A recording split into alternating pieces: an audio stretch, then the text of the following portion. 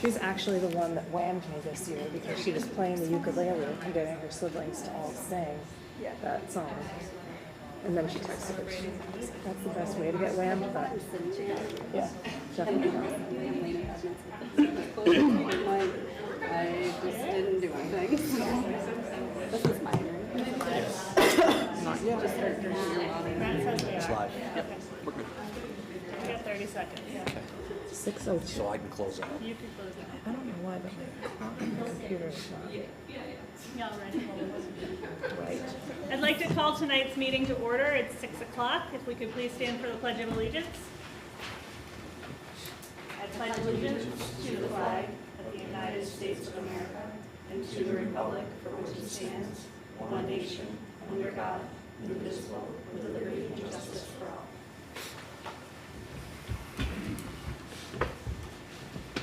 Do we have any additional items for consideration on the agenda? There are none. I need a motion to approve the agenda as submitted.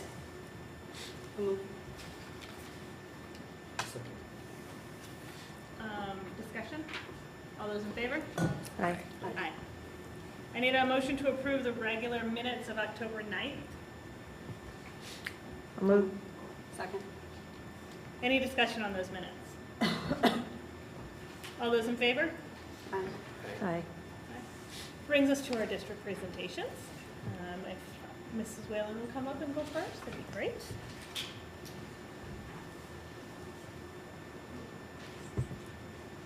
Okay. I usually use my computer, so this is interesting.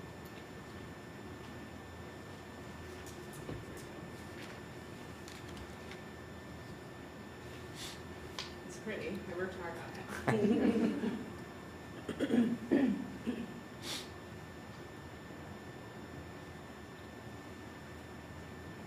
Maybe.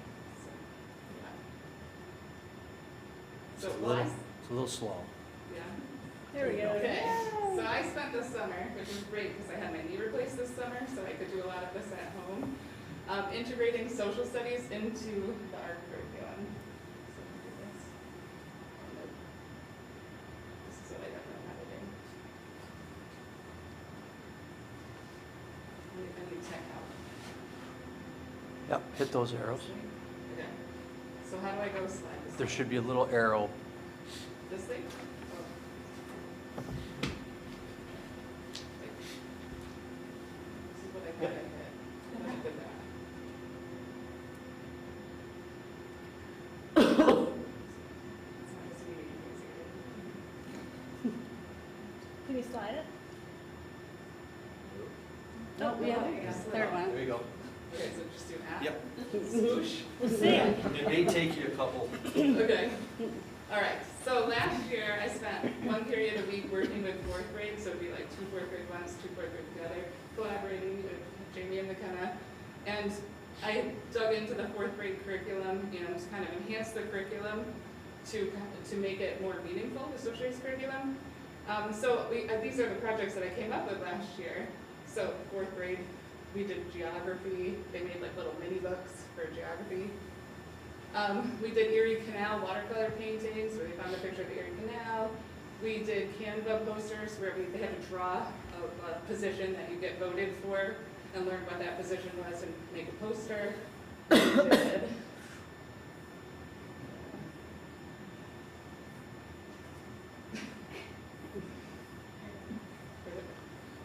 I don't know why. Okay. And then we did postcards from Ellis Island, which I think was my favorite. So we watched a video about Ellis Island, and then they had to design and write a postcard to somebody left behind. They had just made it through all of that stuff that I learned about. I taught myself a lot because social studies is not my wheelhouse, so I did a lot of research for this. And then we did a collage of all the social studies topics. And it was really successful, so it got me thinking that it would be really great to put it in my social studies classroom on a regular basis. If anyone has any tips for me? Swipe left. Clap. I don't know. Push harder. Am I like cool? Harder? Okay. So my proposal was to dig into the social studies curriculum for all grade levels and integrate social studies projects to make the education more meaningful. Right for you So the first thing I did was reach out to teachers through a Google form to see if they had any ideas or needs or something they wanted me to supplement. And then I opened the social studies curriculum for myself, pulled those up. And then as I came up with projects, I emailed the grade level teachers to tell them what I was doing so they knew what I was doing if they had any suggestions or questions. So using the Google form, in-person teacher input, and my own research, my goal is to integrate 2 social studies projects, K through 5, each year, and then at least 1 grade level 6 through 8. So then this is the fun part, because that's, like, I always love a challenge when somebody's like, we're doing this musical, come up with a project. Like, finding a Moana project last year was so fun. So once I kind of understood the social studies curriculum, like not my wheelhouse, so we just did these in kindergarten, but for kindergarten we did sense of self portraits. So not something I would upload to Artsonia, but it was really, really fun. Like they got their country, and then they pasted on New York about where New York goes, and then they found Hamilton, and then they made a self-portrait, and they drew their house and put all that on there. The last couple of years I've been doing Statue of Liberty, so that fit in really nicely. And we're going to try to do full body self-portraits this year, which I haven't done that yet, so that should be fun. And I do have an example. So that's like the sense of self-portrait from a kindergartner, and here's an example of the Statue of Liberty. So it's fun.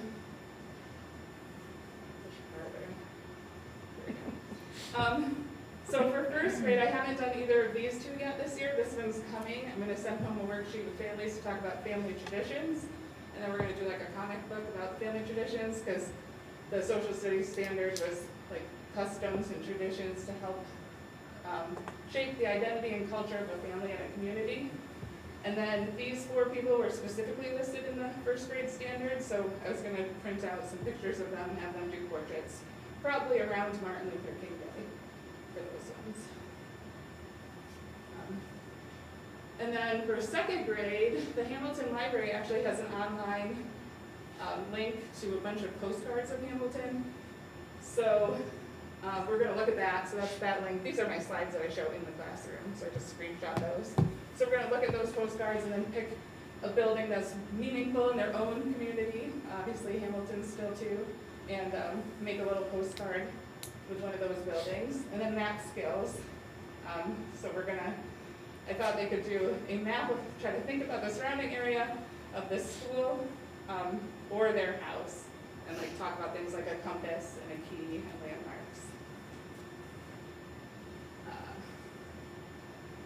So for third grade, we're working on this right now. I've made these 4 third graders trace the world 3 times so far because we did it. I flipped it on Photoshop, and then they traced it with crayon, then we flipped it again to transfer it, and then they kind of had to like fill in what doesn't transfer, but they're learning where all the continents are with that. And then we're labeling them, and then we're going to do different mediums for different continents, and then label like, the equator and the different oceans and that kind of stuff. We're also going to do this one. Each community or culture has a unique history, including heroic features, traditions, and holidays. That's like music to my ears for art, so that one was really easy. So I have like other artists and cultures that I look at throughout third grade, but the Chinese New Year's one that I can go back to. I've done that in third grade before, but not in the last couple of years, I don't think. So then these are 2 fourth grade projects I already talked about. I'm also going to put in false face masks out of clay. We do spirit animal totems, but I'm going to do that with Model Magic this year. So I didn't want to take that out, but we look not specifically at New York Native Americans. So we're going to do false face masks, so that should be really fun. I think they'll like that. We'll get out yarn and make the hair. So here's some Erie Canal watercolors for this year.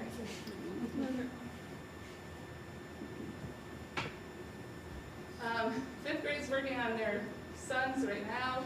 They look at Aztec, Mayan, and Inca culture, and then, so they had to fill out a chart and look at 2 sons from each, do a little sketch, make their own, inspired by what they found, and then make them out of clay. So those are in the kiln as we speak. And then I thought they could do a state project where they draw a state out of a hat and illustrate some things about the state in there using Procreate, the iPad. And then if we have time, on the time in 5th grade, because I do an end of the year project, but if we have time, I thought we could do a 3D landform from the state.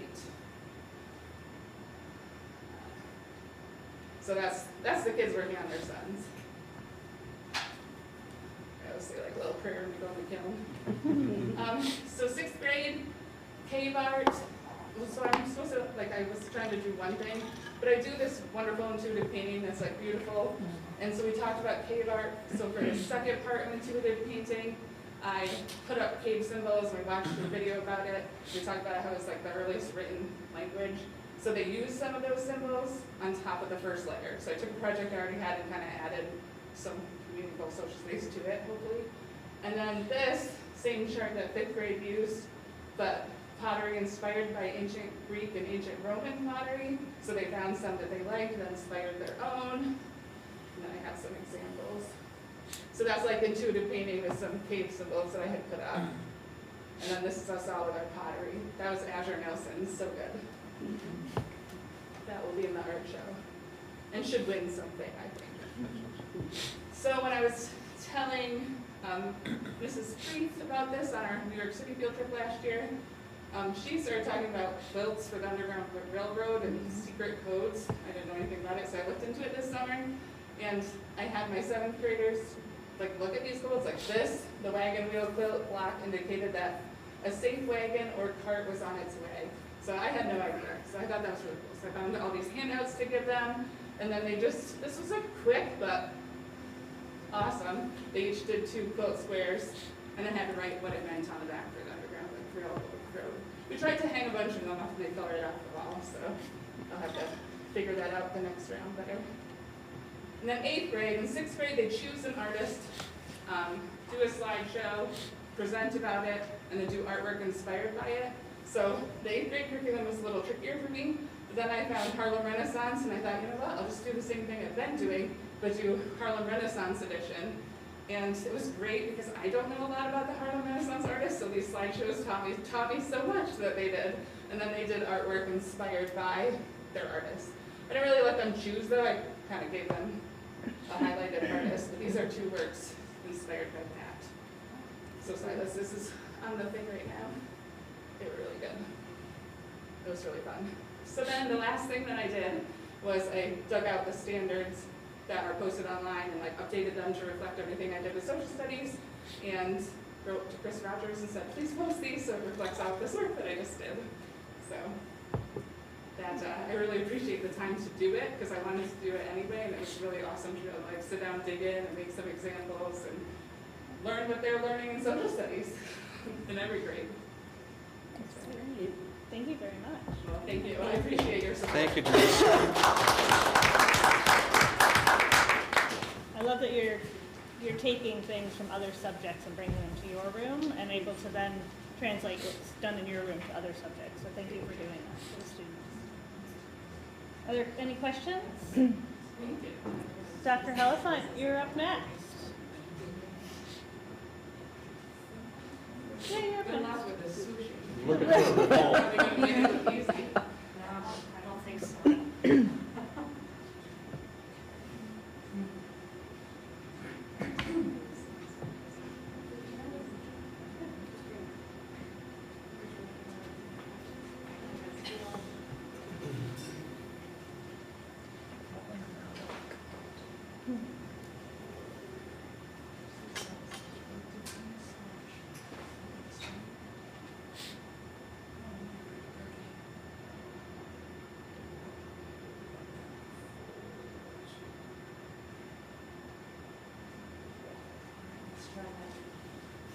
See how we do.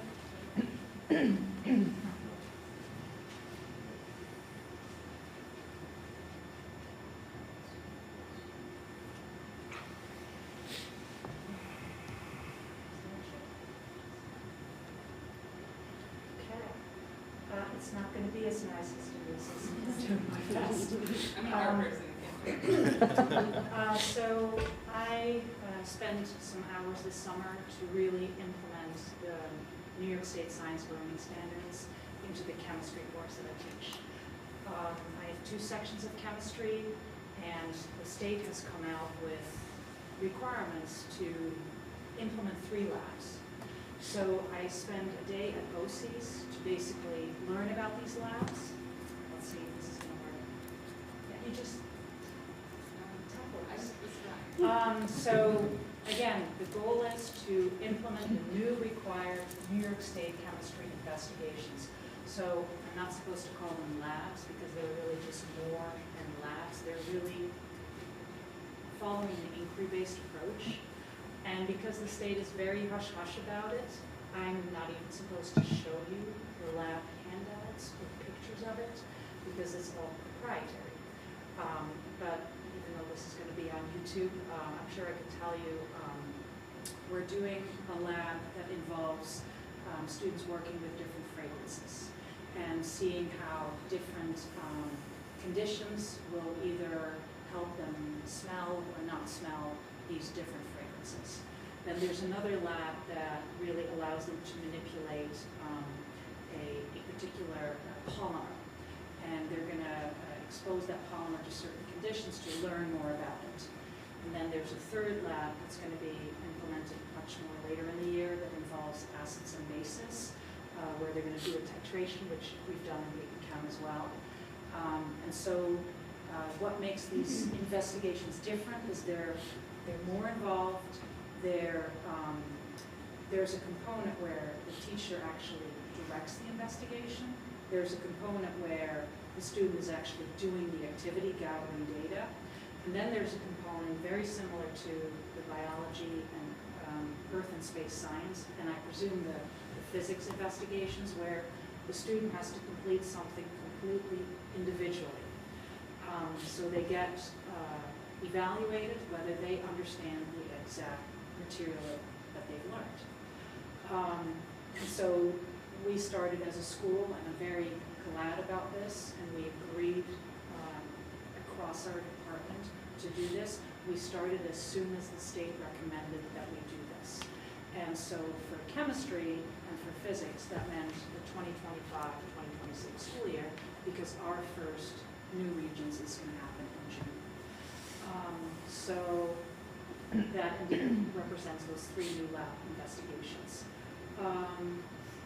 Yeah, and so BOCES was wonderful to really help all the teachers that had the time to come in August to learn about these labs.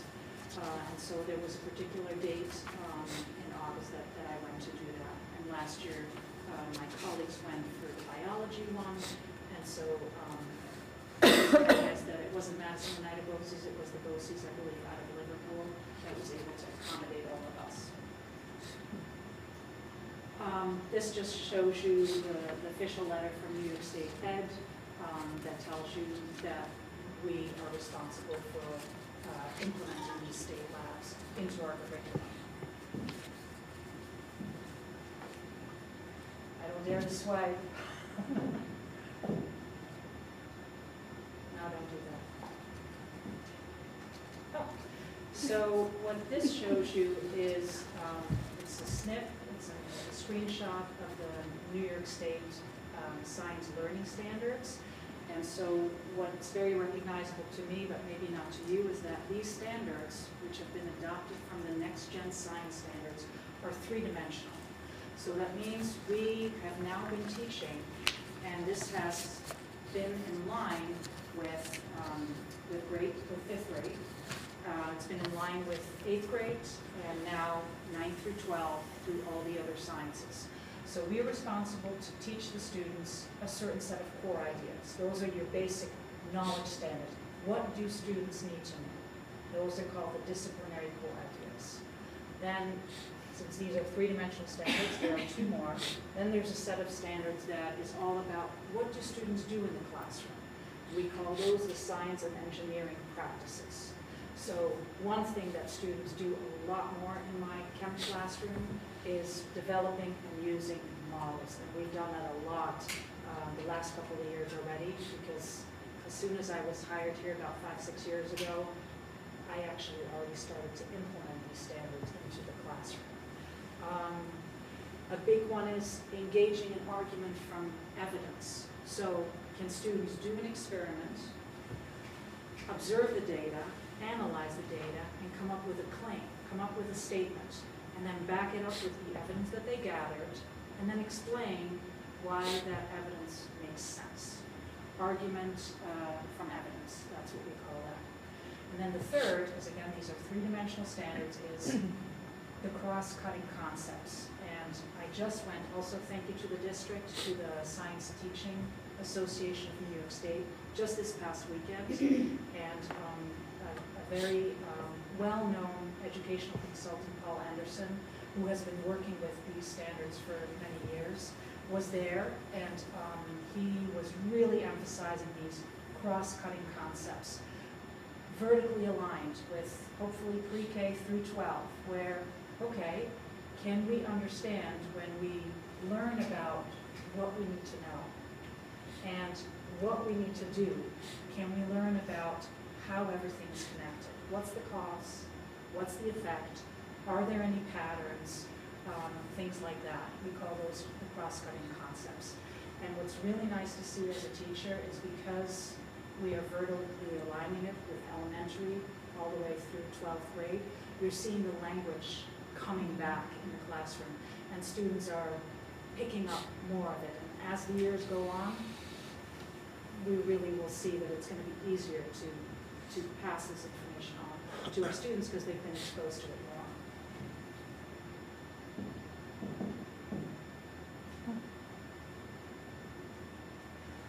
That was the date that I did those 3 labs, just showing you that I went there. It was a very excellently run workshop to help me with the investigations. And I can go into this, but I want to check how much time I have left. Couple minutes. I can pause a couple minutes.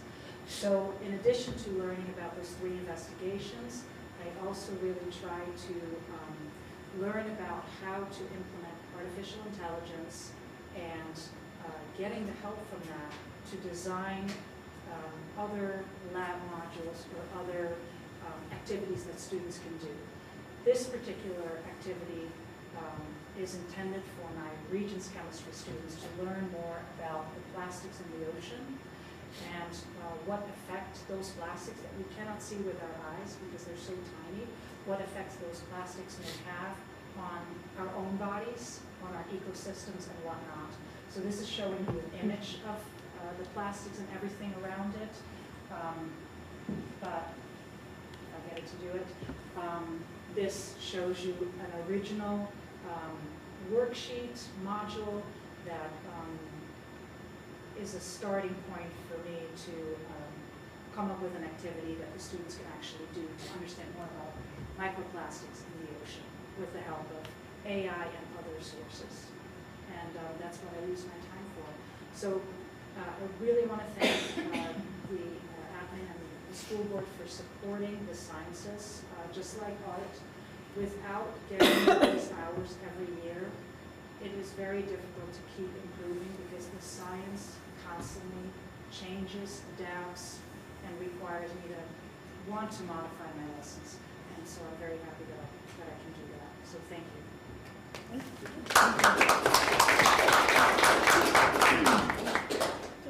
Uh-oh. Thank you very much. Any questions for Dr. Help? Thank you for the time putting in to make sure that our students are as most up to date as they can be for those students. There we go. And that leaves board relay, Mrs. Snell. So good elementary teacher fashion, thank you. We brought some goodies to show. These are some of the new updated diverse books that are with the new units of reading. We'll probably not wow you with our Google slides. Yeah. Scalpers. Whatever. All right. Yeah, go ahead. So McKenna and I spent about 5 hours this summer familiarizing ourselves with the new units of reading. And so one of the things that we did was we just spent some time reading, looking at some of the websites or some of the resources that were available to us online, just becoming familiar with some of the changes that were made for these new units. We brought some of the, as kind of a visual. So our first unit that we looked at was a close reading of character and theme. So this is our updated book.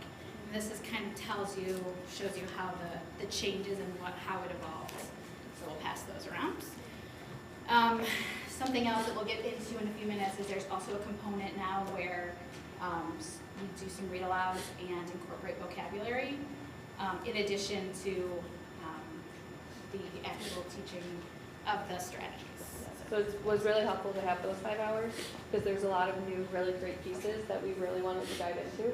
And getting that extra time this summer really allowed us to just become more familiar with it. So.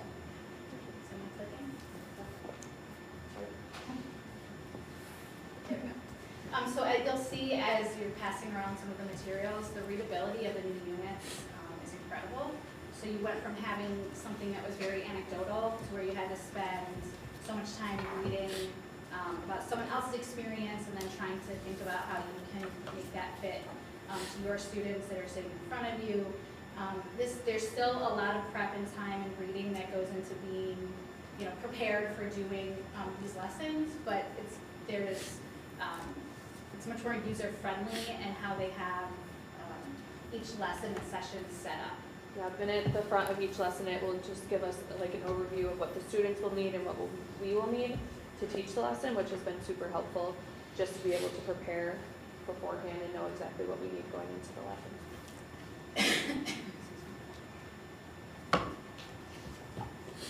The suspense is killing me. It's all right, you got us on time. You're good. You can see that with each unit, there are lots of read aloud books that go along with each of the units. So here's a list of some of the books that were included. Here are some visuals of those. I'm also passing some around. One of our the new read aloud for this unit is Save Me a Seat, which I think is coming around. We used to read The Tiger Rising, which is still a fabulous book, and I know we want to try to still find time to read that. But I think one of the biggest things that we've noticed so far is that the diversity of characters that we've seen in many of the read alouds. We go into something called windows and mirrors, where windows would be, our mirror would be like you can relate to the character because you can relate to the things about that character that you see in yourself. Whereas a window would be learning about and culture, learning about a new experience, putting yourself into the shoes of the character. So Save Me a Seat, here's a little blurb here, but kids loved it. Yeah, it was a great book. It went over like a week of school, which it was great starting it in September, kind of jumped the kids back into school. And it was just a really great book looking at two perspectives of two fifth grade students. And the kids really seemed to enjoy it. So I'm happy that we got the chance to incorporate something new.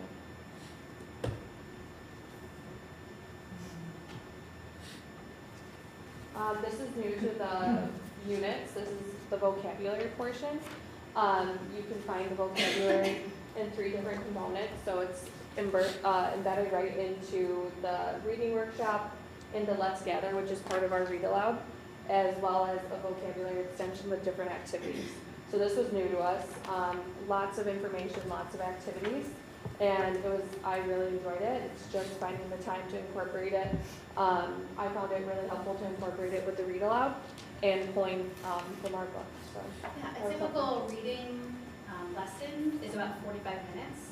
So in that 45 minutes, you have the teacher with a teaching point, you have an active engagement where the the students are trying out the strategy, and then there's that independent work, and then there's a closing. So this, the vocabulary and the read aloud is an extension of that.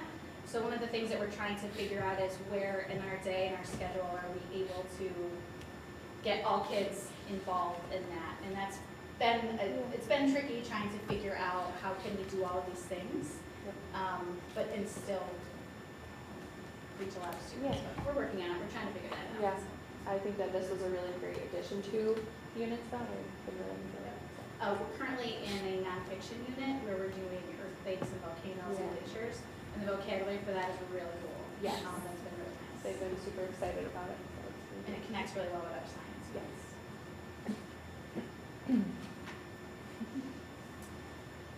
Here's some of the anchor charts that go along in this unit. So if you were to step into our classrooms to see what a reading time looks like, each of these little sticky notes on the anchor chart is a strategy.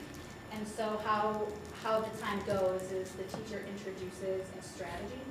And so the teacher models the strategy, usually with a read aloud, or a portion of the read aloud, and then students go off in their own books to then try the strategy. So if you were to walk in, you might see students that are reading Sora on a Chromebook. You might hear students that are listening to Learning Ally on their Chromebooks. You might see students with physical books. So one of the benefits to this program is it usually easily differentiates for all levels. So each of these teaching points might be something that the student is working on that day, but we encourage students to not only can you work on this teaching point and this strategy, but you can work on all of these things. So when you go and you sit down next to a reader and you might say, tell me what you're working on today, they could list off any of these things. So it's really a continuation of, each lesson builds on the previous one. And something else Jamie and I did with our time is fourth graders are known for not keeping charts where they need to. So we made packets for the students of all the important charts and different diagrams throughout the unit so that they just have one packet. And I found it really beneficial when you go to confer with a student to be able to flip back with them a few lessons before and be able to see it. And it's all right there for them, which has been really helpful as a resource for them. This is also new, some formative assessment opportunities throughout the unit. Typically, in the previous units, there was a pre and a post, and there wasn't a lot of opportunities built in. And so one of the changes that they made was to have lots of formative assessments along the way. Something we're working on. The last part is that we noticed, especially in the first unit, that the test prep, which in fourth grade we have a state test towards the end of the year, and we've been working with Mouseflower for the past 2 years using their state test prep units, and we noticed now in our unit 1, they incorporate some of the charts and some of the language that we'll see in our test prep a couple months down the line in our first unit in September, so it's really nice to see that connection and make it more universal for the students, and we love the story map route. It works with students really well, so seeing that connection has been really great. So we would teach students that if you were reading a fictional book, it all goes the same way. So you might start with thinking about the setting and the character, and that all fictional books have the same map. Just connects to any text. Any questions? Okay. Thank you. I love the diversity that you do find in these books. Just reading the Now let's quick. read the little cover. And that's only half the stack. Like Yes. I couldn't carry them all. No, but it's a great way to do so much to the students. Thank you.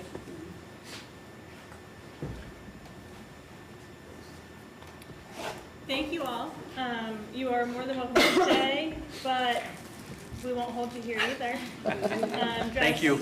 Drive safe, and thank you for all you do for our students. And as you transition out, we'll move Mr. Crum up. I might have to. Figure him out. Sorry, I forgot. Don't mind. Not even the person with no creativity that talks to himself all day. Best for Tough last. act to follow. It's only technical time.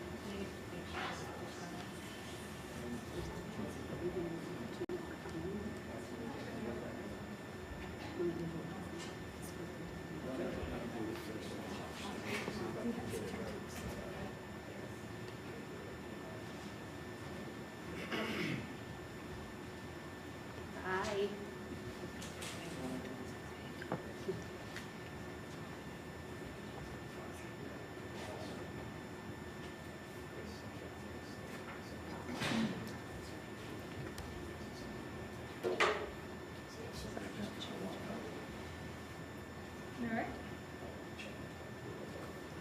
All you.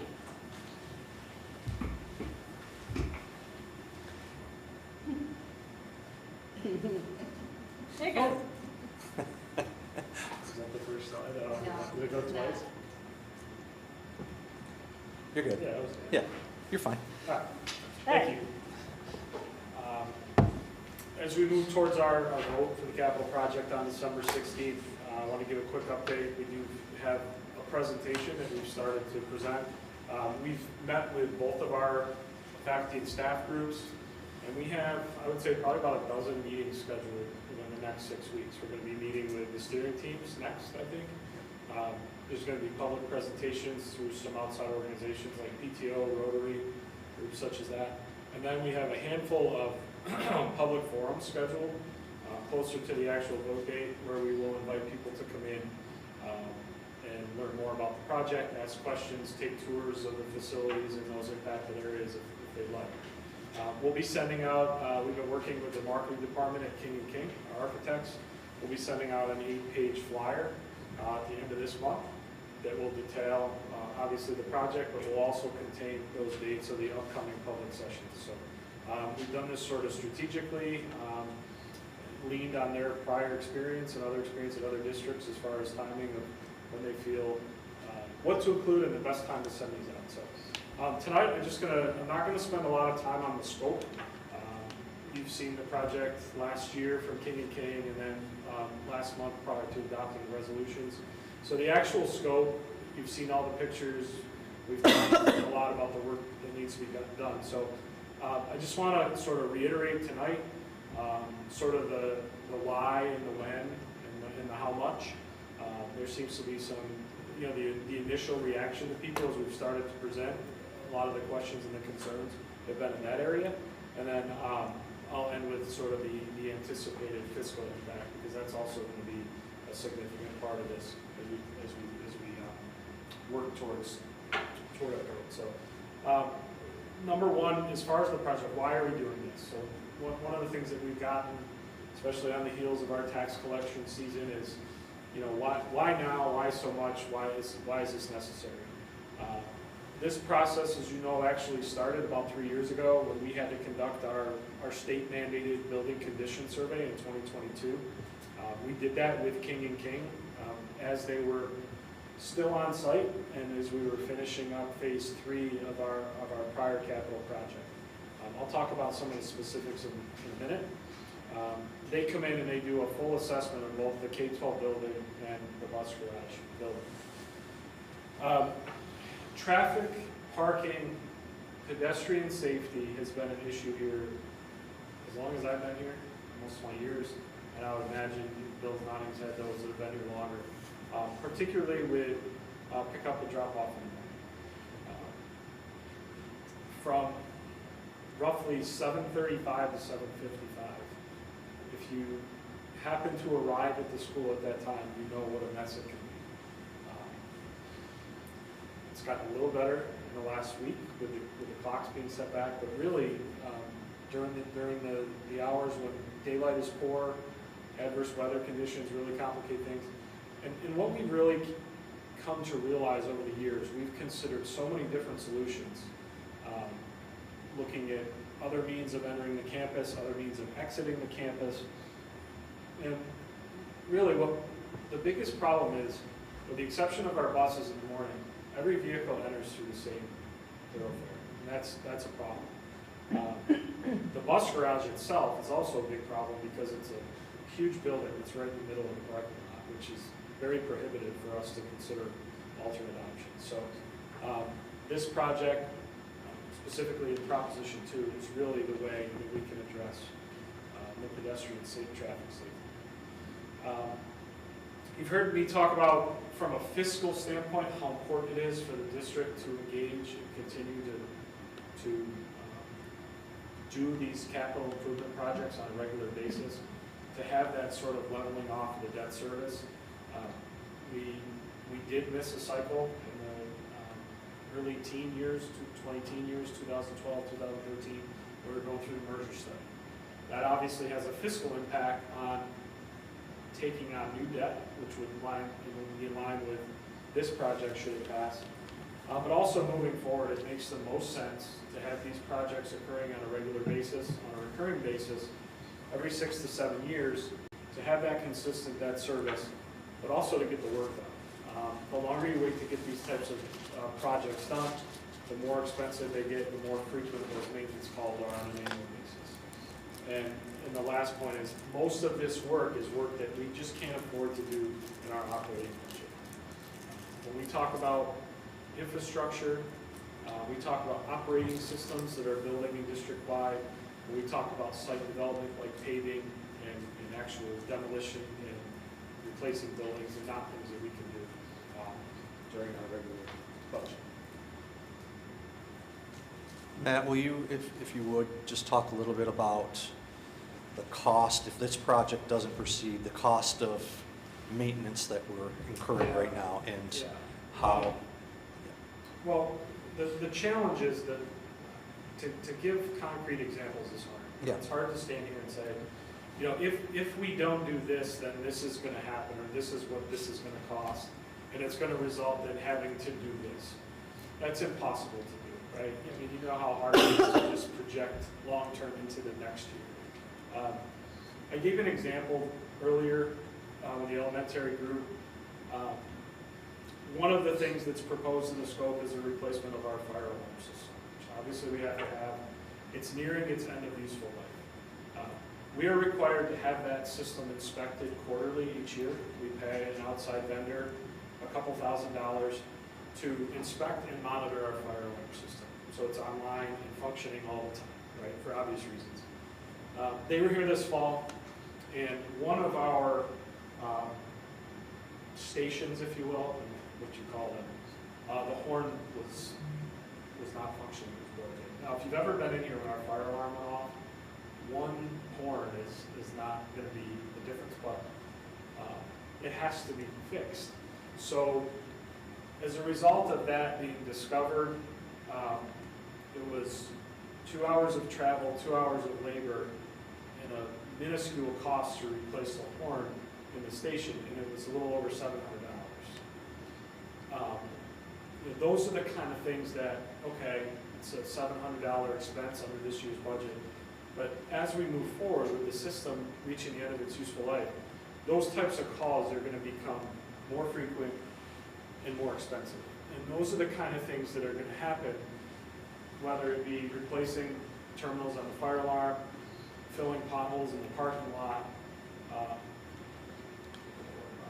think another, plumbing in the bathrooms, the elementary classrooms, all those things that are directly tied to the scope. So to answer that question is tough, Bill, you know, to really pinpoint what the cost would be, but we know that the longer these things wait, the more problematic they become. another example, if I can, Matt, Sure. would be like our stadium lights. They are starting to fail, and in the proposed project is a replacement of the stadium field lights with LED lights. For us to replace one of the bulbs on those clusters, it is extremely costly, and from a capital standpoint, we don't have a lift that is able to get up there. So we'd have to either have the village help us out or incur the cost of a lift to change one bulb. And those clusters are starting to go, and it's expensive. We're having trouble finding the bulbs. Yeah, So, yeah. You know, it's really, you know, I've said this, and I don't know if it resonates with you, but it's really not, there's a lot of parallels to like home improvement projects, right? Like our last capital project, you know, it's not to be dramatic, it was real. I mean, we were literally walking around the building with trash cans to catch water because of the roof had failed. It was so compromised. And really that was a result of, that's something that would have been done in the 2012 or 2014 range that didn't get done. So you push that off, that's what happens. So I don't know if that is sort of what you had in mind as far as answering the question. It's really hard to say an amount or exactly what's happening. But I think it's important to understand that Yeah. systems and structures are starting to fail, and it's costly. Yeah, without question. So, the next question is, you know, wow, geez, 2 propositions, $40 million, that's a lot. It is a lot. In 2022, when we did the building condition surveys, which two separate documents. It was in excess of 55 million that was deemed work necessary to be done to bring our buildings, our facilities, up to a satisfactory rating under the guidelines of the building conditions survey. So again, that was in 2022. Certainly those numbers have gone up. So when we talk about a scope of $40 million, that's been narrowed significantly. We use the building condition surveys as a means as a starting point for the scope. Now, obviously, like traffic pattern, right, and in the health, in the safety, pedestrian safety, that's not something that would come up in that report. That's something that we deem as being important and something that we know we need to address.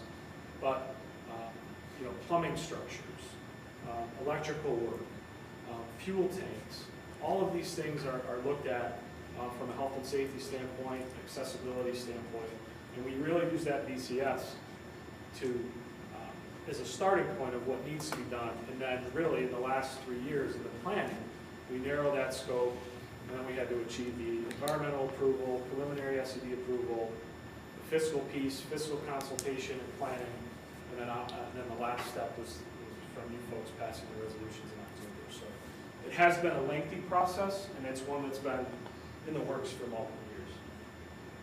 One for one, see that? All right, so what will people see on the ballot? Again, we're going to have plenty of literature, we're going to have plenty of meetings. There are two propositions. We'll start at the bottom. It's very important to note that Proposition 2 is contingent on Proposition 1 passing. So Proposition 2 itself cannot pass. Now, what I've said to faculty, and I think this is important, this is not because we feel that Proposition 2 is any less important than Proposition 1. In fact, I think you could make a strong case that it may be more important, or the work is actually more in need of being complete. There's a couple reasons why, really there's one main reason we do this. Proposition 1, the pre-K-12 building, we have a maximum cost allowance that SED calculates for every school district in New York State. A maximum cost of qualified capital expenditures that they will aid at the district's building aid ratio. That's the amount that replenishes every 5 years after you do a project. So January 19th of 27, which is 5 years after substantial completion submittal from our prior project in 22, that pot will be replenished for us. Okay? Now, that pot, that calculation, that number does not scale at the same rate of inflation or the cost of getting work or the rate at which more work needs to be done. Okay? So through much analysis, we feel it's important to utilize that money when it replenishes to get the biggest bang for our buck. Okay? If we wait a year and we don't start, if we don't submit for commissioner approval until 2028, we push things off, that maximum cost allowance, it's going to buy a lot less. We're going to need more work to be done. So just by waiting, you're really going to restrict your scope, and you're really going to have to scale back. Okay?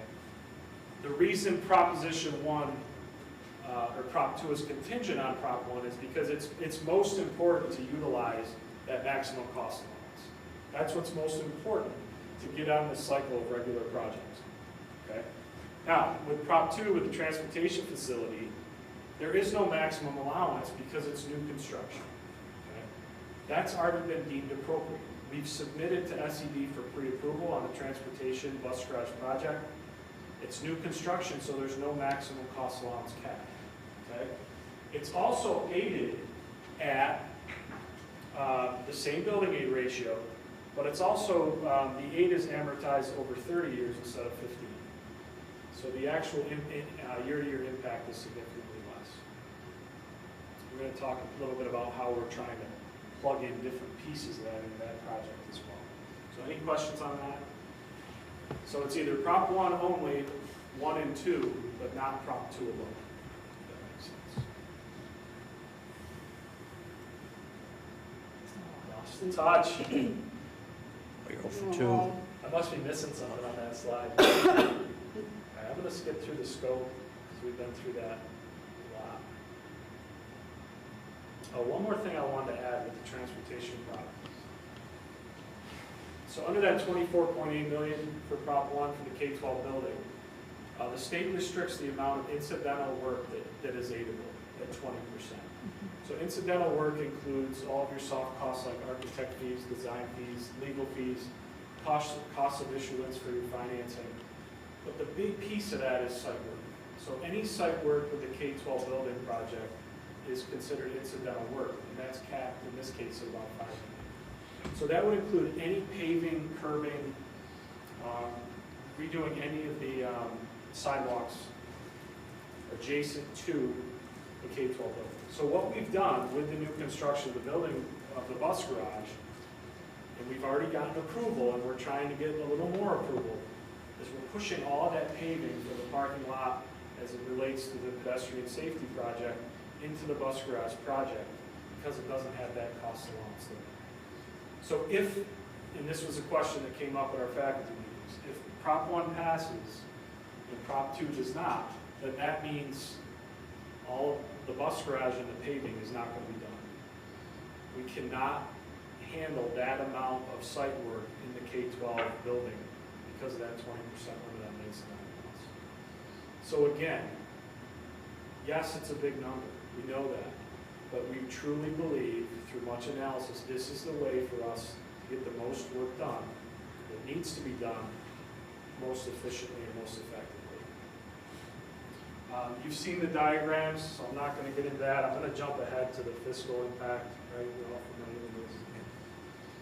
There's our new bus garage, proposed bus garage. We talked about the timeline. So where we are now in November, giving our public presentations, like I said, Bill and I, we're going to be on the road, we're going to be presenting, we're going to invite people in, we're going to give tours, we're going to do what we need to do to get the word out on the project.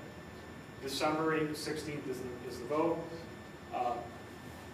None of the design takes place until there's a successful vote. So if and when there's a successful vote, design will begin shortly thereafter.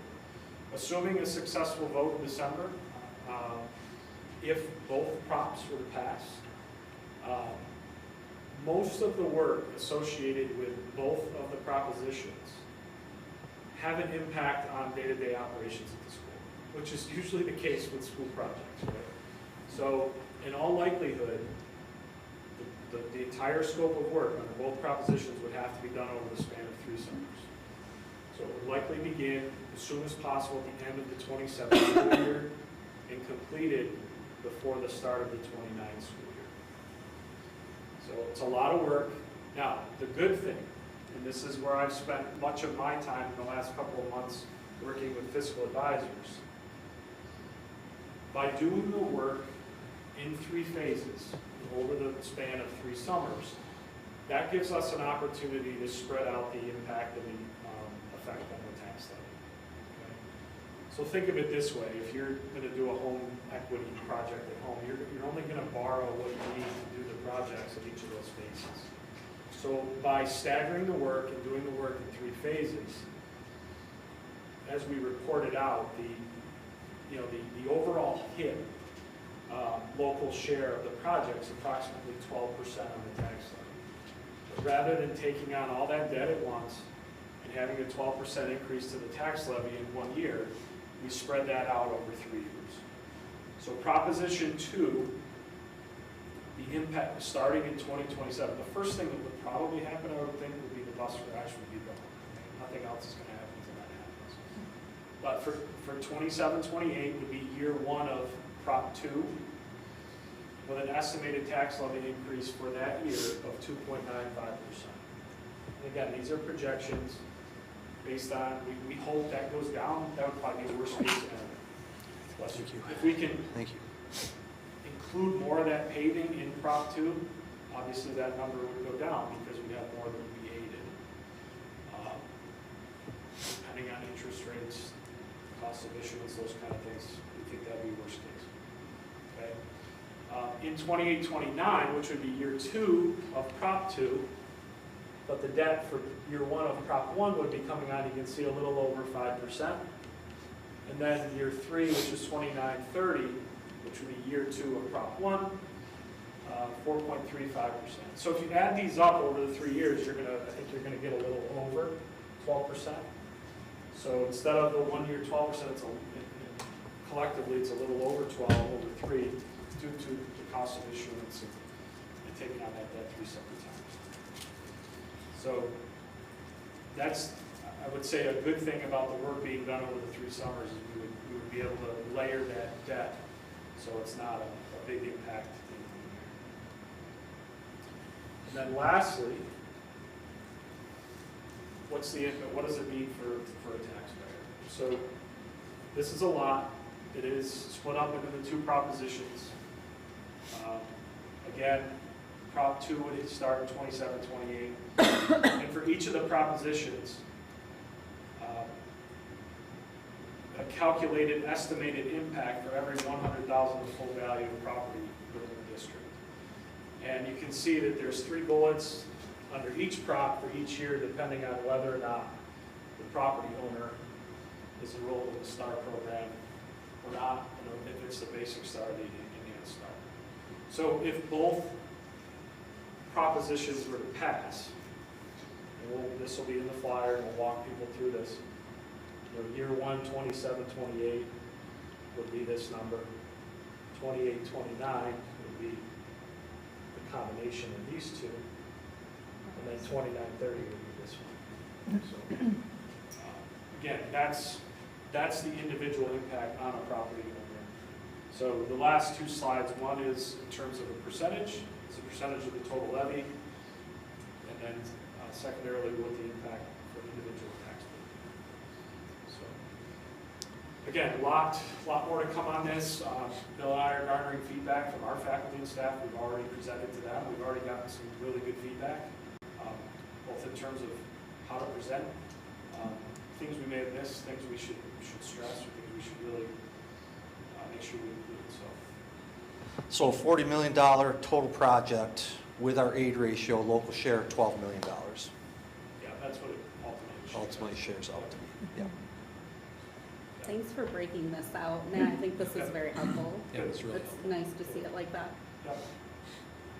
Great, well, thank you both for the time that you put in for the, as you call it, roadshow, and the more we can explain things, the better. I do have one thing, and Bill, pardon me if you've already brought this up or if this is the first time, but one of the things we talked about, and we've had a conversation with Jeff Snyder, who teaches our government class here, is an exit survey. Yeah.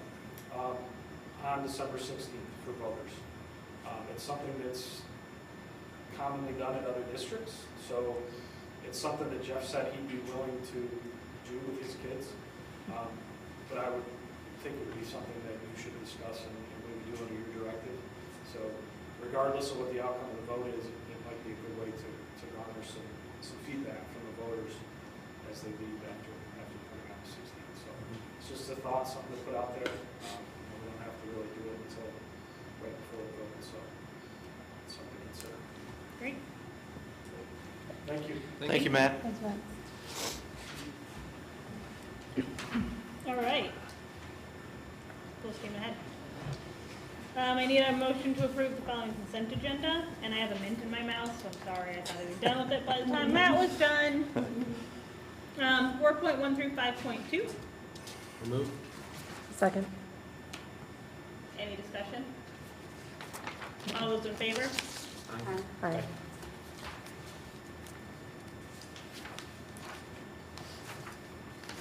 Flip through my screen.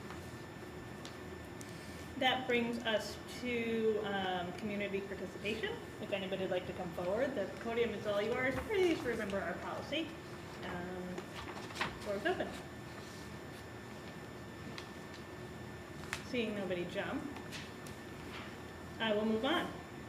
I need a motion to reclassify the position of Office Assistant 1, OA1, to the position of Office Assistant 2, OA2, effective November 14th as recommended by the superintendent.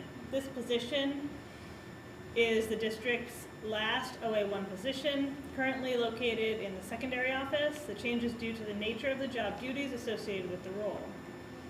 The Office Assistant 2 position is classified as a non-competitive under New York State HELPS program, temporarily removing the civil service exam requirements for the titles. Candidates must still meet the minimum qualifications for the position. Move. Second? Any questions, discussion, I think would be in executive session. All those in favor? Aye. Aye. We need a motion to approve the addition of Olivia Mattis as a substitute list for the role of substitute nurse, pending clearance, and to appoint Dawn Peterson to the substitute list for both non-instructional and instructional roles, and Nabil Khan as a substitute teacher, as recommended by the administrative team and superintendent. I'll move. Second? Discussion would be in executive session. All those in favor? Aye.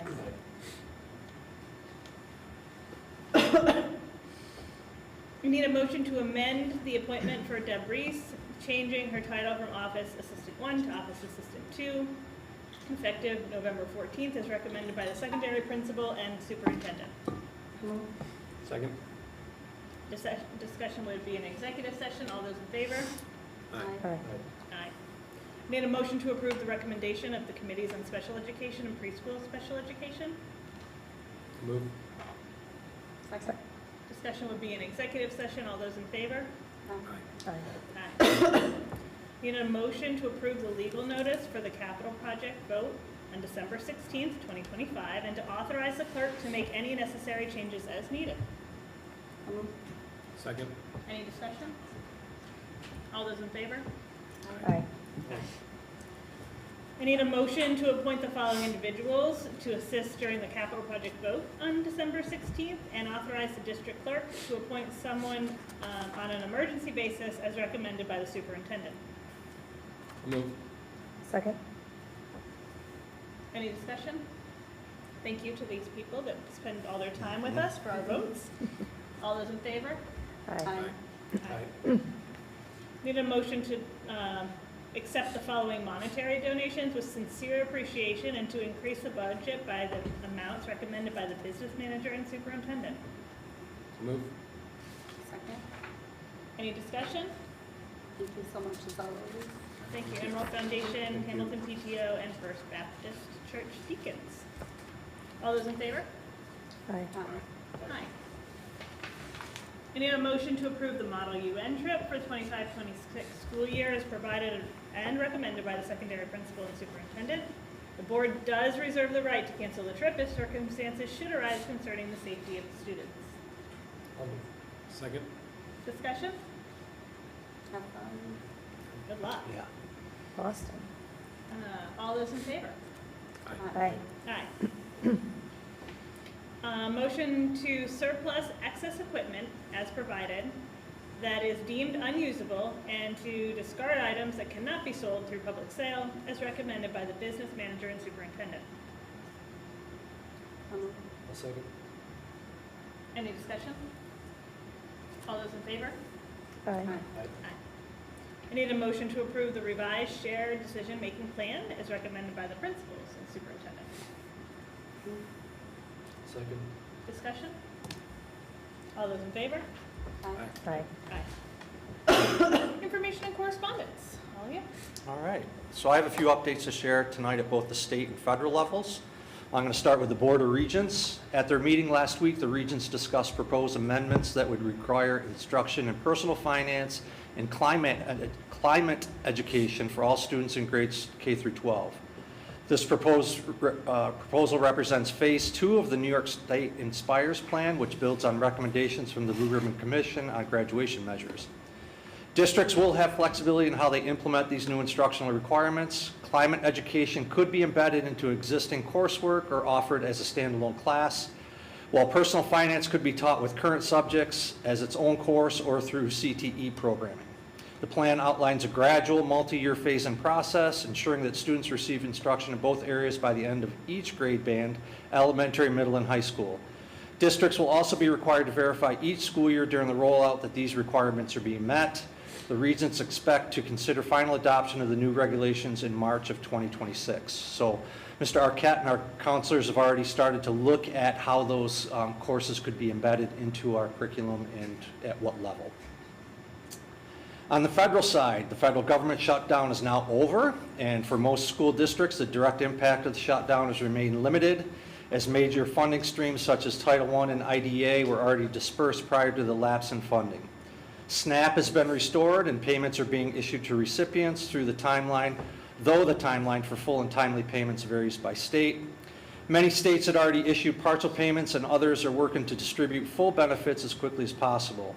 In New York, this will help alleviate the heightened risk of food insecurity that has affected up to 3 million residents. School meal reimbursements are also expected to continue without interruption as government operations resume. And with the uncertainty of the SNAP benefits while the government was shut down, we reshared our weekend night pack program sign-up form, which began in the 2019-20 school year.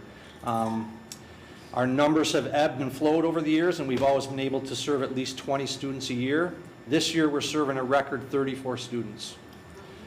We purchased non-perishable breakfast, lunch, and snack items to be sent home with students on an every other week basis. The counselors are mindful of the needs of our students, and we are continuing seeking donations to help support that program. And our community has been extremely supportive, both from a financial standpoint and from giving non-perishable items to help with that program. So really important for our students.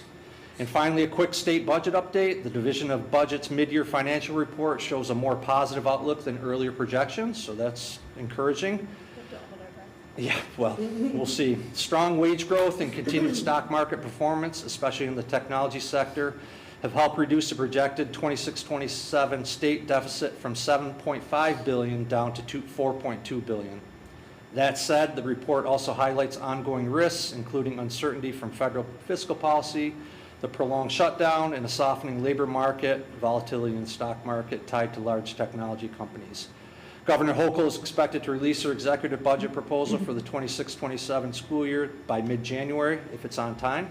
So we'll wait and see. So that's what's happening at the state and federal level.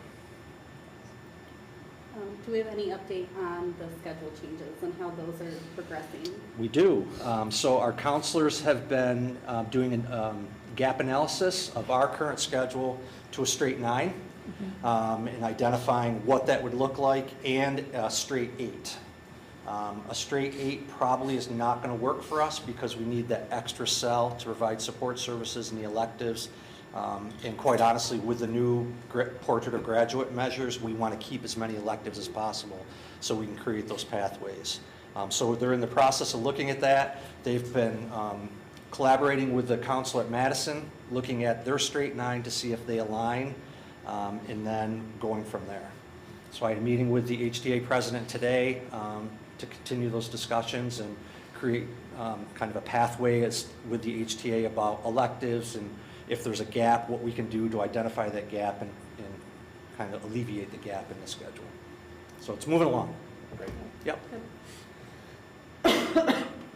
Administrative reports were put online. Any questions that maybe Bill can pose if we need them? Thank you for providing those ahead of time for us. Athletic report. So I'll add some thoughts on athletics in addition to the written report. Every one of our teams in the fall went to the sectional finals. That is amazing when you think about it. Cross country went to the sectional championship, and a number of runners, including our board representative sitting here, set personal best records at that meet. Our field hockey player at Morris-Valleyton played in the sectional finals. Our volleyball team played in the sectional finals. Our girls soccer team played in the sectional finals. Our boys soccer team played in the sectional finals, have advanced to the regional championship, which they won, and now are advancing to the Final Four this weekend in Middletown. So an amazing. Football. Football lost in the semifinals Okay. of 8-man at Waterville. Yep. Yep. So a tremendous fall season.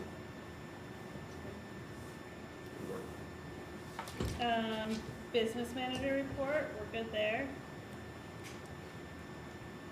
Sorry, I'm writing my stuff now. Student board member report, let's jump there.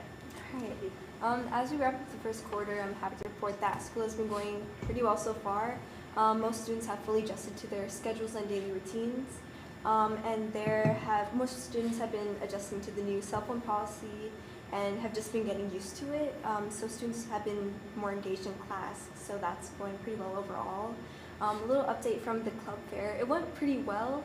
I was at the student council table during high school lunch, and it was pretty good. A few people signed up, so that was really great. And I wasn't there for the middle school lunch, but I heard that more students showed up for that, so that's good.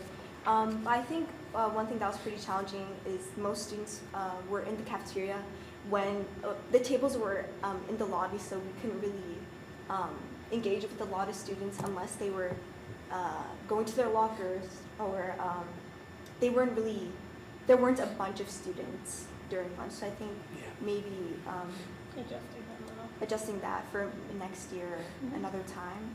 I also just want to share a couple ideas that I think could be good for the school community. I think it'd be great if we had some sort of a culture day where students and families can share and celebrate different cultures. I think it could be an after-school event and open to middle and high schoolers, maybe even elementary students. I think it'd be a great way to build inclusivity and help everyone feel represented, while also giving the community a chance to get involved with the school.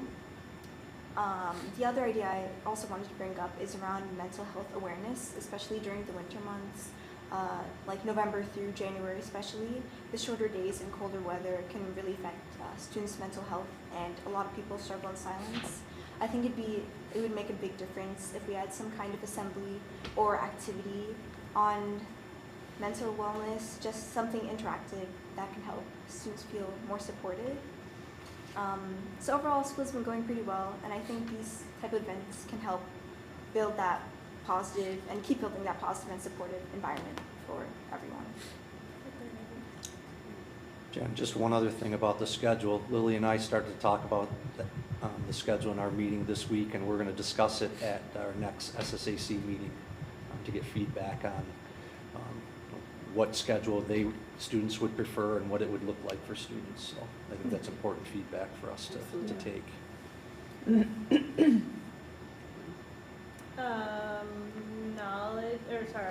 Convention overview. Yes. Should I start, or do you want to start? Go for it. Okay. It was great. I always find them very inspiring, and I come away with a lot of enthusiasm and ideas, and I wrote it all down. But it's also a long meeting, so I'll try to abbreviate. But I went to several sessions. The first one was navigating digital distractions, proactive strategies for managing cell phone bans in school. And it seems like we're doing a pretty good job. They, it's a couple of takeaways from that I had was, and we can post all these to a shared Google Doc. And I did take all the presentations and I already put them in a shared Oh, you did? drive. Okay, good. One point that they made in this was, how do we actually measure whether the ban is effective or not, besides anecdotal feedback, which we're getting from students and teachers and stuff. But, they said to monitor, and I don't know how really we would do this, but, did test scores go up? Is there less demand for SEL, or social anxiety is decreasing? So a few things to think about in terms of kind of looking at that data. You have to really involve the key stakeholders and have their roles clearly defined. And just the policy that we write should be very clear to students. And I looked at what our handbook online says. It seems like it's pretty clear. And it says, what the rules are and then what the consequences are, just so that it's really easy for everybody to understand. And just following up, which it sounds like you're doing a lot with your peers. And so following up with students to see what their feedback is on the policy. So that was good. We saw a keynote together. I don't know if you want to add to what I have to say, which was Tim Shriver, who was representing what is called the Dignity Index. I don't know if you guys have heard of that before, but it basically is kind of an 8-point scale that it kind of talks about how you interact with other people, how you talk to other people, how you actively listen to what others are saying, just to kind of foster meaningful, productive conversations, and it's supposed to ease divisions, prevent violence, and solve problems. So it sounds very promising. But they have an adult version, a kid version, even a K through 3 version of kind of what this dignity scale looks like. So when you're having these conversations, you know, you can say, I forget what the very bottom of the scale was. It's like this person is, you know, useless and worthless, and the 8 would be like this is, you know, everybody is wonderful, and you know, there's a sliding scale. So when you're looking to have conversations, you can kind of use that to guide what you're saying. So I thought that was nice. That handout is going to be in the shared Google. Did you want to add anything else? I thought that was I inspiring. thought it was really good too, and the index chart is in the Google Drive. Yeah, it was interesting because even, you know, they had us do some activities within ourselves, and, you know, trying to find yourself on the higher end of medium, but not being like this pushover, but not, it was Yeah. interesting doing the activities and actually consciously thinking about them. Like I'm looking at the, like, you know, a lot of people, I feel like, you know, we tend to fall like in the 4, 5, 6 range. You know, not many people, you know, number 2 is those people make me sick, they're going to ruin everything. 6 is we want to find the things that we agree on so we can cooperate with others, which sounds great. But then 8 is each one of us is precious and irreplaceable, and we should treat each other with dignity. So everybody, you know, just trying to gauge kind of what you're, that was the kids' version. But yeah. The next session was with Diane Wynn from NYSED. It was called Courageous Leadership During Challenging Times.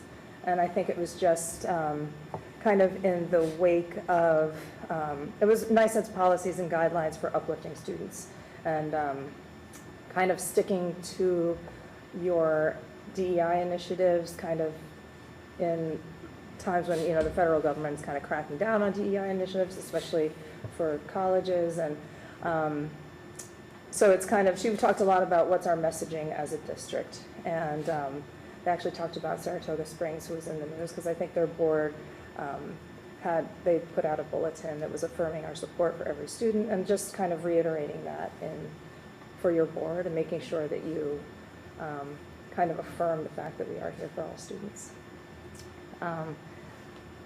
What else was that?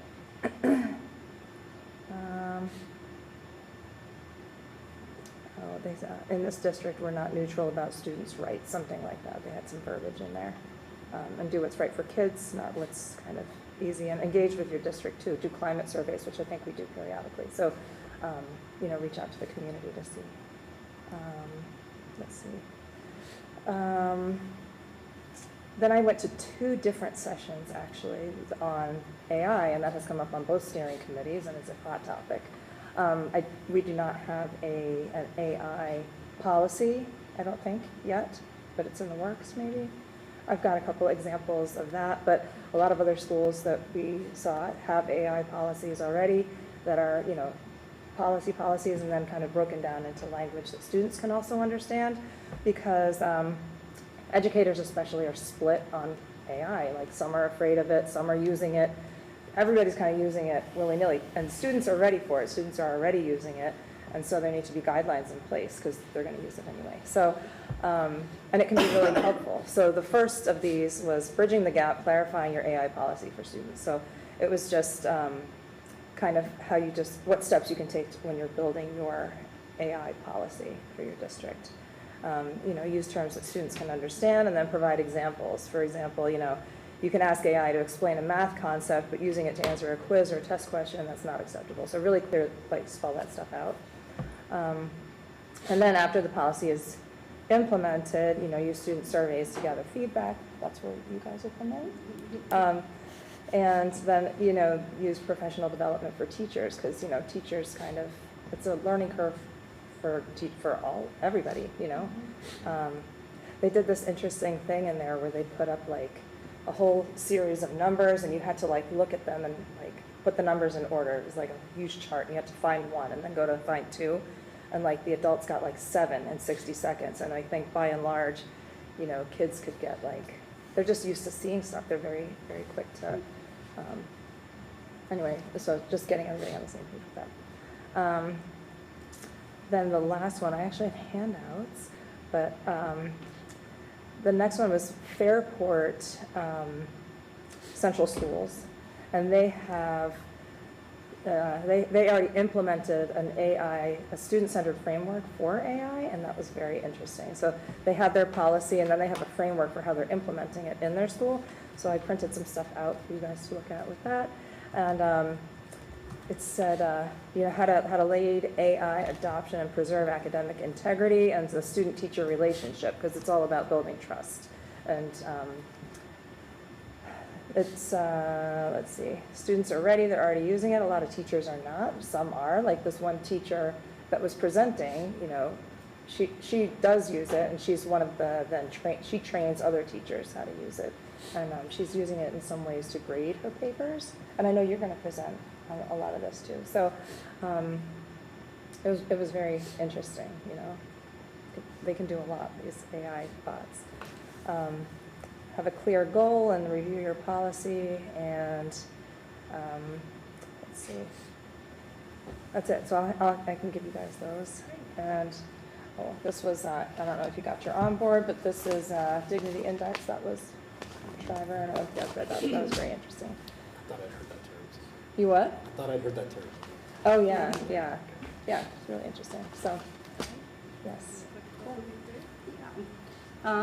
So one of the sessions I went to was through rural schools, and really it was the first of many forums that they're doing throughout the state to really be able to gather challenges specific to rural schools, because we know we're in a very unique situation. So it was really good to hear some of the different struggles that rural schools were having, and then some of the similarities, and being able to get those all done. And there's a thought exchange as well.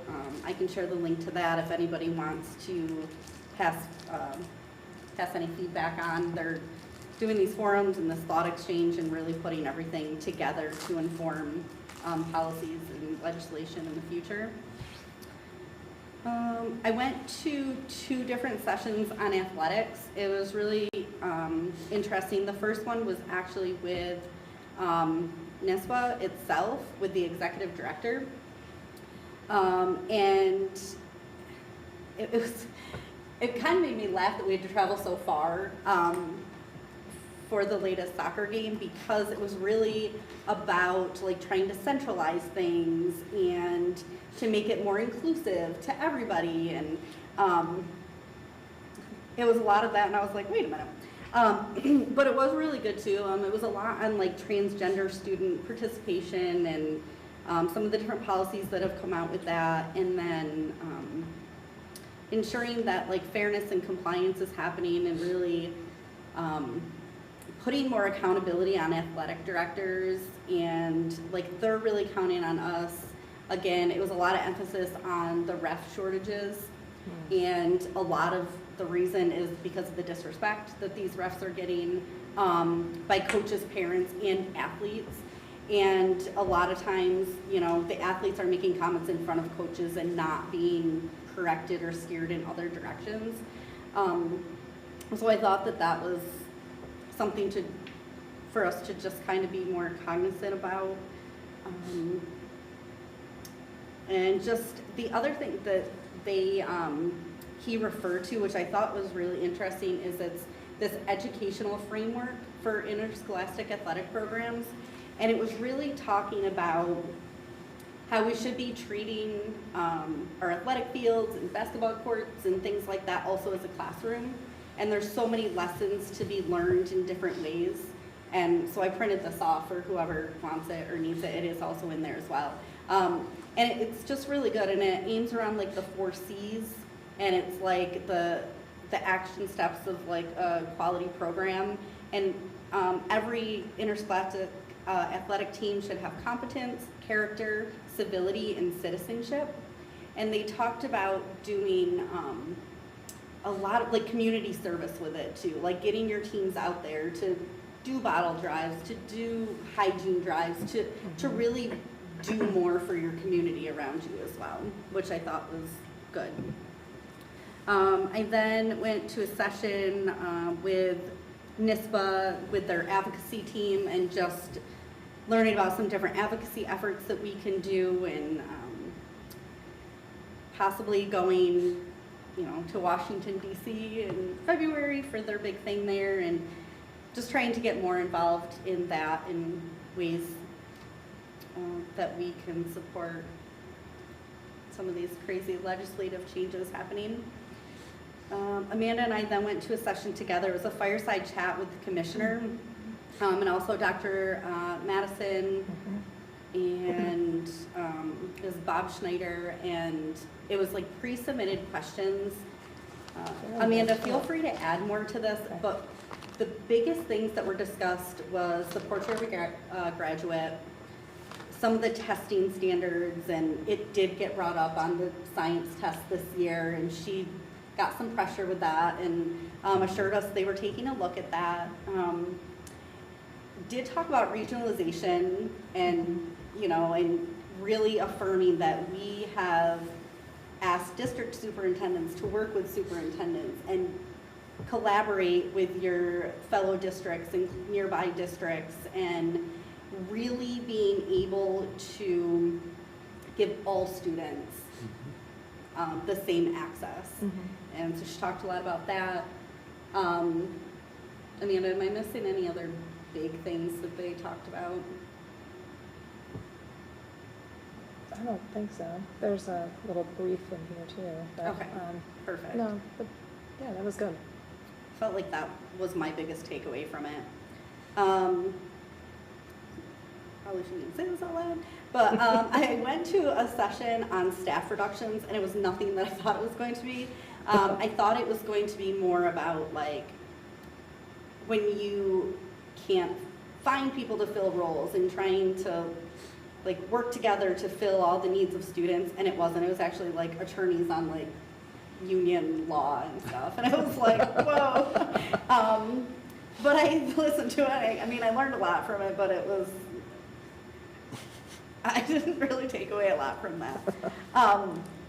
And then I went to a session called More Than Wins and Losses, Fostering Respect and Integrity in Student Athletics.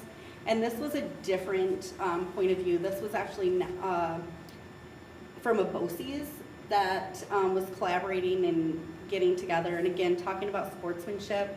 And one thing they did is created a sportsmanship policy. I don't know if we have one, so I printed that off. No, we just follow as section something. 3s. So they actually created one a little more stringent than even the section. And it was, I don't know, I thought it was, again, really good, and just the biggest thing on this is like what they were emphasizing is like you used to have like your athletes, and then you had your your smart techies, and then you had your musical people, and especially in smaller districts, a lot of times these are all the same people. And when you have an athletic team, what is happening more frequently, like that used to be the space for people that you belonged somewhere, and now there's a lot of division being created amongst teams. And really trying to be aware of that and be onto the coaches and to create and make that more uniform and more of a safe space. And so I thought that it was a really interesting perspective for all of that. And then just a really super side note, because this was a conversation that I was trying to have with a lot of people, because I brought this up to you, Bill, about like our extracurriculars meeting at lunch. And so anybody that I was engaging in any conversation with, I was like, hey, can you tell me about this? I asked probably 15 to 20 people. I did not find another district that ever had any meetings at lunch. So I thought that was really interesting. All of them do after school, and I had asked how that worked with athletics, and they had said that their athletic programs don't start until like 3:15 or 3:30. So I thought that was interesting, and then they were bringing up all sorts of things that I didn't even think about, like kids eating lunch, or what if you're like a class officer and you have to run the meeting, do you get to eat, and like all this other stuff that I was just thinking of like an inclusivity aspect.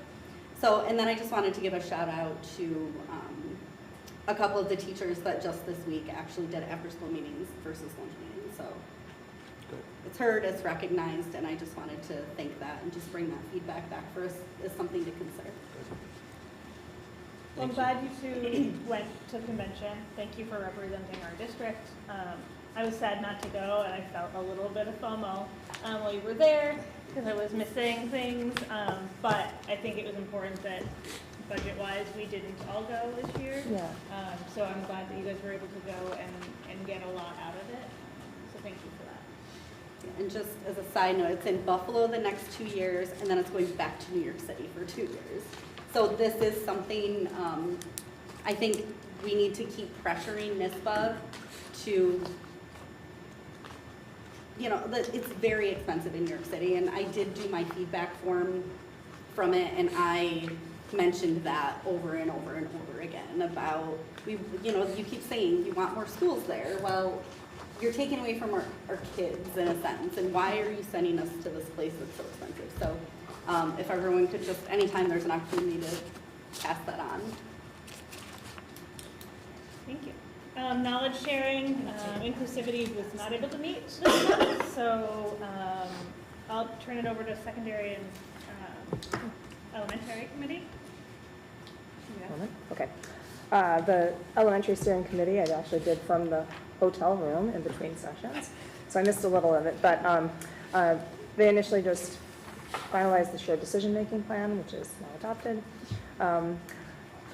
Elementary, they applied for and received a grant to do a community cafe, so that's exciting. I think it's, I don't know, $4,000 or $5,000, somewhere in between there. Yeah. To do the community cafes. Yep. In partnership with New York State Parent Education Partnership. So we were talking about ideas for the parent cafe. So there would be food, there would be childcare during, and then there would be some sort of programming. So some of the ideas were tips and tricks from parents in conjunction with experts in terms of parenting things, special education resources, strategies at home that can support the classroom, like improving organization, executive functioning, sleep, health, stress, and physical exercise. Breakout groups, middle school, high school group, and an elementary group, because it's for the whole school, not just elementary. And then technology, can you combine it with the science and technology nights, which in the past they thought about doing a cultural night in conjunction with the science and technology night. Then we thought that that was too much to do in one night, but I'm glad that you brought that up again so that we could do it school-wide maybe. So, yeah, that was it for elementary steering. And then secondary, there were some new parents there this time, so that was nice to have new voices on that committee. We mostly talked about communication and kind of what was working and what wasn't working in terms of, there's a lot of communication that goes out to the community, but a lot of it is getting missed. Not a lot, but some of it is getting missed. So we discussed kind of what was working and what wasn't. Like some kids missed, even though it was announced every day in Forum and it went out on Parent Square, like PSAT registration deadlines and stuff like that. So it was just parents were weighing in on what works. We got a lot of notifications, and I know you can kind of set different filters for that so that you can get them all at different times. Overwhelmingly, they love the daily bulletin, keeping that, and they like the format that it's in too, because you can kind of skip over stuff that doesn't pertain to you, but it's kind of nice how it's formatted and how some stuff is in bold if you really need to know about it. So that was good. Then one of the parents brought up, maybe starting a new family committee, because when a new family comes into the district, a lot of times they don't kind of know all the ins and outs that everybody else does. So it might be nice to have kind of like what we do for teachers, where a new teacher has a mentor teacher. This new student had a student mentor to kind of take them around at first, but it might be nice for families too to kind of have a new family orientation or something like that. And it was also brought up that, we do elementary has an open house, and then middle school, there's a middle school orientation, and I don't think that there's a high school orientation, but there's a lot of information, especially on a yearly, things change so much year to year. It might be nice to have a high school orientation. We don't do anything. Just kind the of open house. like that, yeah. just so that you know kind of, I didn't really know until later on, what does 85% is mastery on Regents test? I didn't know that kind of going in. So it might be nice to kind of have a new family or a high school orientation, so you kind of know how you're supposed to start planning from 9th grade for stuff. But yeah, they like Google Classroom, and then we got into another AI discussion, and that's coming up everywhere. But there were mixed feelings about somebody didn't like it, or their teacher was using it, and just for fun. But there are lots of ways that it can be used, but there needs to be some sort of guidance. So that's kind of the overarching memo on AI from secondaries today. Thank you. Policy, still plugging along? Yeah, we got our first set of policies back. The next big step is to decide which we're going to delete. There's almost 300 policies that we have, and they suggested about 65 of those be deleted, but they're not useful. So we're going to go through and see which ones, and we might get, hopefully in the next few meetings, get a giant list of policies that we're saying, rescind. Yeah. Corey, and I didn't get to go to the session, but when I was uploading all the presentations, there was one specific to policies, and I glanced through it just a little bit, and it pertained to along those lines of basically saying make your policies useful instead of having it be like this intimidating document. Make it so that parents can understand them and find them and read them, and don't have policies just to have policies. So Yeah. I'm so glad we're really making strides in that area. Yeah, it's probably the same people, but that's their approach is make this an actual useful document, not a bloat of policies from who knows when that Yeah. meant something for who knows how long. Thank you guys for your work on that. Any specific advocacy update? Just that we had the annual business meeting. There were 24 resolutions adopted out of the 37 proposals. All pretty good stuff. Just a bunch of stuff on the federal budget update, which thank you, Bill, for giving that update. You're welcome. There is a legislative local government and school board meeting with the Conference of Mayors and things like that. It's November 21st. It's at noon. I'm going to do my best to hop on there, but it is open to any board members if anybody else wants to get on there. They are having an advocacy institute in Washington, D.C., February 1st to the 3rd. So again, I'm going to look into that a little bit more, and they're trying to schedule legislative meetings and stuff through that. And then the annual conference day and lobby day is Wednesday, February 11th in Albany. So depending on the weather, I am going to try to go to that as well. I know Amanda and I talked about possibly going, Yeah. but if anyone else would like to rally together, and they'll set up meetings with our legislators and stuff like that on that date as well. So it might be good just to be front and center. And that's it. Did we miss inclusivity, or did they not meet? We didn't meet. Oh, It got canceled. oh. No board discussion this month. I've got nothing. I don't think anybody else brought anything to me, so we get to skip that. So that brings us to our community participation. Anybody that's so inclined that would like to stand up, you're more than welcome to at this time. Please remember our policy. All right. We will take a quick recess between this session and executive session, but I do need a motion to adjourn to executive session where the board will discuss the employment history of particular persons, matters leading to the appointment of the search process. I'll move. Second? All those in favor? Aye. Aye. Aye. And there will be no voting afterwards, so there will be no live stream after. 5 minutes, quickly. Anybody need that? We're all set. I do too. Yeah. What if they did it for treatment? Um,